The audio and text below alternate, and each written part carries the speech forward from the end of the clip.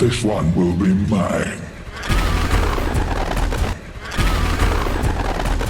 I belong to no one. Mr. Snyder, for you, what is the most integral addition to this new version? Well, it's hard to say. I mean, I don't know, but I because I've never seen the theatrical release version of the movie, it's hard for me to know what's different. But I will say that the most important thing for me, for you guys to see, is the cyborg arc, and that cyborg, for me, is really the in a lot of ways the why of the movie.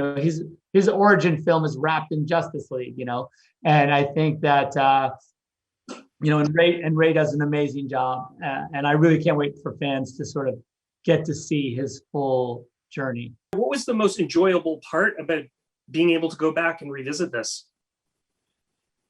Well, there were a lot of awesome and cathartic moments in the revisiting, and I think probably the most satisfying, or at least the most kind of what I would say is where you really go like, wow, that was fun, was like getting to sort of reveal to the fans that the movie was going to come out.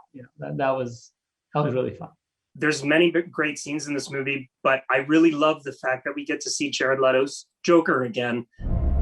Where honor is a distant memory. Isn't that right, Batman? Can you talk a little bit about the decision to bring him into this? Because originally he wasn't part of your version of Justice League. Yeah. I mean, there was always a plan to do a little bit with Joker in the post-apocalyptic world. If ever there was, that movie had ever happened. And so this idea of that we were going to finish this trilogy without Joker and Batman having a scene together, that felt wrong to me. And so I called Jared out of the blue and said, hey man, I'm finishing up my version of Justice League, and the only thing I want to add is I would love to add a Batman Joker scene. And I sort of pitched him the scene, and we went back and forth, and it was just amazing that he, agreed to do it. And Ben has always been a huge supporter and a great guy, and was happy to get to dig into it with him. So it was fun. This was so huge with the fans. I mean, for years, people didn't think that we would see it. There'd be cries for it all the time on social media. What does it mean for you that fans actually get to experience this version of Justice League? Well, I mean, the fans have worked so hard behind the scenes, whether it be billboards or, airplanes flying around the studio, all this amazing work they've done to volumize this cry for, to allow me to sort of finish the movie the way I, intended, as well as this amazing effort that this huge fundraising effort that they've done for suicide awareness, prevention awareness, and mental health awareness. And that work is so important that my hope is that with the fans, that this really is just like a love letter. It's a thank you to them for that incredible work. Can you talk about Steppenwolf and the changes to Steppenwolf? I mean, I know you said you hadn't seen the first one, but why was Steppenwolf necessary to be the villain for this? And also, if you can talk a little bit about bringing in Darkseid. Yeah, so Steppenwolf was always going to be the villain. I think if you've seen BVS at the end of Batman versus Superman, when Lex is in the Genesis chamber, we see him with my Steppenwolf from that you see in this movie, that design. And so it was always important to me. That was always the way I thought we'd go forward. The studio was like, yeah, he's a little too scary. He's too weird. Can he look a little bit more like a person? So, you do what you do. And that the Steppenwolf that we designed was a compromise.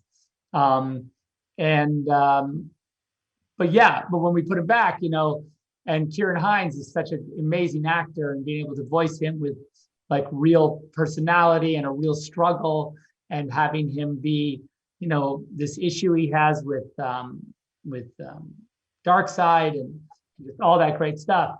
I just really enjoyed digging into it. And then of course, Darkseid is the King Daddy, and without Darkseid, the Darkseid threat you really don't have like a real villain, because I mean, even though Steppenwolf is the villain of the movie, Darkseid is the storm cloud that will lay waste to all of humanity if allowed.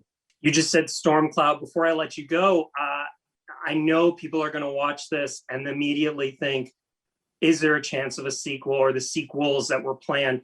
So, Mr. Snyder, is there a likelihood? I mean, I never thought we'd see this. Yeah, I always say famously that it's more likely that they would have made a sequel to this movie than resurrect this movie. It's like a weird, but I will say that, listen, the truth is that, Warner Brothers, they've told me that the theatrical version of Justice League to them is canon. That's the movie they use to, sort of go forward into the cinematic universe. You can see I clearly don't agree with that, that point of view, but, it's their IP, but like you say, who knew we'd be here talking about this? So.